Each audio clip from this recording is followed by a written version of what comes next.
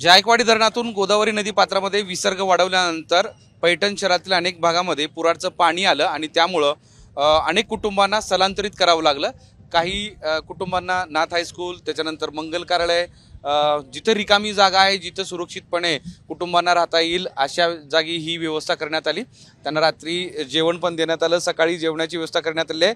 मात्र पैठण शहरातल्या या सगळ्या भागामध्ये जिथे जिथे पाणी थांबलंय तिथे दुकानाचं आणि घराचं नुकसान झालेलं आहे, घरातलं साहित्य हे पाण्यात गेलेलं आहे आणि त्यामुळं लोक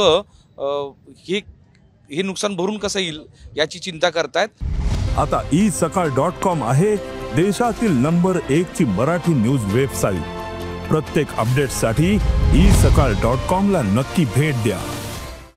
आणि ही सगळी परिस्थिती गेल्या 24 तासापासून स्वतः इथले आमदार विलास बापू भुमरे हे हाताळतायत आणि प्रत्येक कुटुंबाला धीर देण्याचा, आधार देण्याचा ते प्रयत्न करतायत।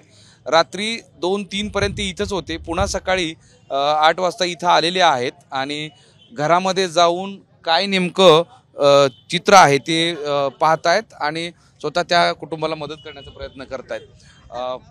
किती कुटुंब ही स्थलांतरित करावं लागली, किती घरामध्ये या पुराचं पाणी गेलेलं आहे?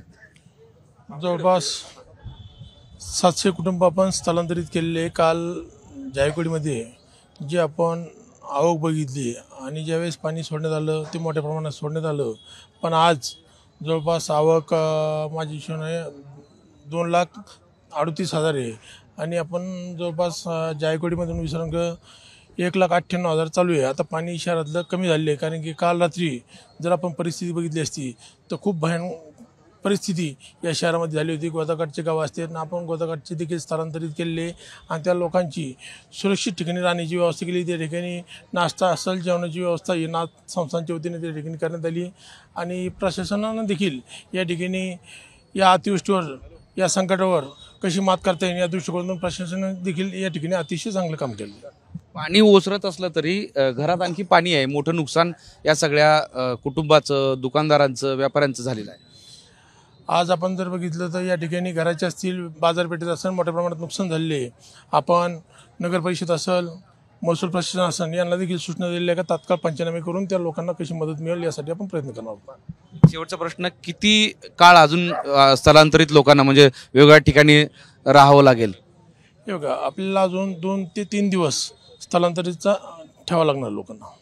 त्याची व्यवस्था तुम्ही केलेली आहे आणि ही सगळी व्यवस्था करत असताना आता ही जी पाणी आहे ते पाणी काही कमी होताना दिसत नाही, हळूहळू ओसरायला लागलेलं आहे। आवक ही कमी होत असल्यामुळं, पण नाशिक नगर जिल्ह्यातलं पाणी जर पुन्हा ओघ वाढला तर आणखी हे पाणी अशाच पद्धतीनं वाढलं राहील आणि त्यामुळं प्रशासन आणि सगळी व्यवस्था ही सतर्क आहे।